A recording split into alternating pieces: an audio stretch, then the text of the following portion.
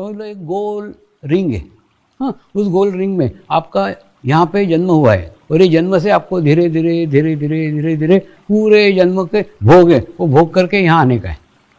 तो बोलते स्वामी जब सारे कर्म भोगने के ही हैं, जो कुछ जीवन में होने वाला है वो होने ही वाला है, तो फिर ध्यान काय को करें, फिर परमात्मा काय को चाहिए। मैंने उनको कहा ऐसा है, अगर यहाँ पे आपका जन्म हुआ है, लेकिन ये जन्म इसलिए हुआ है कि आप आपके जीवन के कर्म नष्ट करें, कर्म से मुक्त हो। लेकिन क्या होता है, जब आप कर्म भोगते हो ना, तो भोगते भोगते भोगते पहले की तो कर्म नष्ट कर लेते हो, लेकिन उसी में नए कर्म के जन्म और जन्म में नए कर्म जोड़ लेते हो, तो कर्म का तो चक्र चलते ही रहता है ना, तो उस चक्र से मुक्ति नहीं है। लेकिन देखिए, अगर आप ध्यान करोगे तो क्या होगा, ध्यान करोगे तो आप आपके पुराने जीवन के कर्म भोगोगे। कर्म से मुक्ति किसी को भी नहीं मिली है, किसी को नहीं मिली है, आपको भी नहीं मिलेगी। तो आपको कोई मोक्ष या मुक्ति नहीं है, तो वो भोगना ही पड़ेंगे। तो क्या होगा, लेकिन वो अगर अकेले भोगोगे तो उसकी तकलीफ, उसकी चुभन आपको आएगी, और सामूहिकता में भोगोगे, कलेक्टिवली भोगोगे, तो उसकी चुभन, उसकी तकलीफ आपको महसूस नहीं होगी। कैसे, मैं आपको बताता हूँ। समझ लो एक पानी का ग्लास है, उस पानी के ग्लास में एक चम्मच काली शाही डाल दो, तो एक चम्मच काली शाही से पूरे ग्लास का पानी काला हो जाएगा।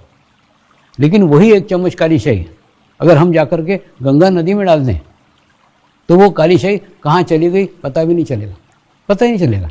तो वहाँ जाके क्या वो गोरी हो जाएगी? नहीं, काली शाही का अस्तित्व काला ही रहेगा, अस्तित्व नगण्य हो जाएगा। ठीक उसी प्रकार से आप आपके जीवन के भोग भोगोगे, पाप कर्म भोगोगे, लेकिन जब सामूहिकता में भोगोगे, कलेक्टिवली में भोगोगे, तो कब भोग लिए आपको उसका पता भी नहीं चलेगा। और वो देखिए, ऐसा करते करते करते करते आप यहाँ तक आ गए कि आपने आपके जीवन के सब पाप कर्म भोग लिया, और भोगते भोगते एक ऐसी अवस्था आपको प्राप्त हो गई, एक अच्छी आध्यात्मिक स्थिति प्राप्त हो गई कि उस आध्यात्मिक स्थिति में आपके हाथ से बुरा कर्म हो ही नहीं सकता। और उसके बाद में धीरे धीरे धीरे यहाँ तक की स्थिति में आए, इसमें आने के बाद में आपके हाथ से बुरा कर्म हो नहीं सकता। दूसरा, अच्छा जो कर्म करो वो गुरु के माध्यम से आप परमात्मा को समर्पित करो, गुरु कृपा में हुआ है, ऐसा बोलते हो। और बोलते नहीं, ऐसा मानते हो, बोलना काफ़ी नहीं है, मानते हो कि जो कुछ हुआ है वो गुरु कृपा में हुआ है। यानी देखो, ये एक ऐसी अवस्था यहाँ आपको प्राप्त हो गई, आपने आपके पुराने जीवन के सारे कर्म भोग लिए, उसके बाद में आपसे बुरे कर्म हो नहीं रहे, उसके बाद में आपके हाथ से जो अच्छे कर्म हो रहे हैं वो भी परमात्मा को समर्पित कर रहे हैं, तो आपके साथ आप कुछ बांधते ही नहीं हो। तो एक स्थान पे, एक जगह आपको यहाँ जा करके एक ऐसी अवस्था प्राप्त हो जाती है जब आपके जीवन में कोई पाप कर्म नहीं रहते, कोई पुण्य कर्म नहीं रहते, एक शून्य की अवस्था, कर्म मुक्त अवस्था उसको कहते हैं। इसी को मोक्ष की स्थिति कहते हैं। मोक्ष मरने के बाद नहीं मिलता, मोक्ष की स्थिति आपको आपके जीवन काल में प्राप्त करना पड़ती है, और उसके बाद में यहाँ मिलने के बाद में जब आपका शरीर छूटे तब मृत्यु है। तो मृत्यु के बाद में मोक्ष कभी नहीं मिलता, मोक्ष आपको आपके जीवन काल में ही प्राप्त करना पड़ता है। ये केवल योग के माध्यम से ही संभव है कि आपको एक कर्म मुक्त अवस्था आपके जीवन में प्राप्त हो, जहाँ आपके जीवन के सारे पिछले जन्म के कर्म भोग लिए हो, जहाँ जाकर के आपसे बुरे कर्म हो ही नहीं रहे हो, और एक ऐसी अवस्था जहाँ अच्छे कर्म करो वो कर्म भी अपने साथ बांधते नहीं हो, एक कर्म मुक्त अवस्था आपको प्राप्त हो जाती है।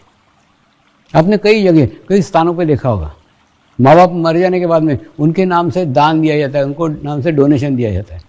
मतलब वो बेचारे अपने जीवन में बैलेंस करके गए होंगे, ये और पुण्य कर्म उनके नाम से जोड़ देते हैं, यानी वो पुण्य कर्म भोगने के लिए फिर दूसरा जन्म लेंगे ना।